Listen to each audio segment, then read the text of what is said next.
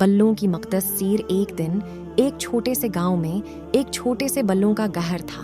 उन बल्लों का सरगर्मी से दिन गुजरता था, लेकिन उनमें से एक बल्लों का नाम बलियो था और वो हमेशा चीखता रहता था।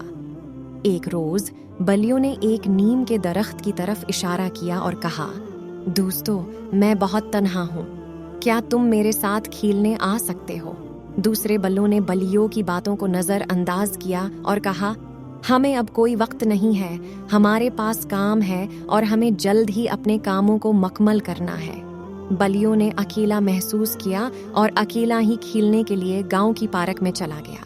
वो वहां पहुंचकर छोटी सी अकपकड़ तने के दरख्त के नीचे जाकर बैठ गया। अचानक वो देखा कि एक और बलियो आ रहा है।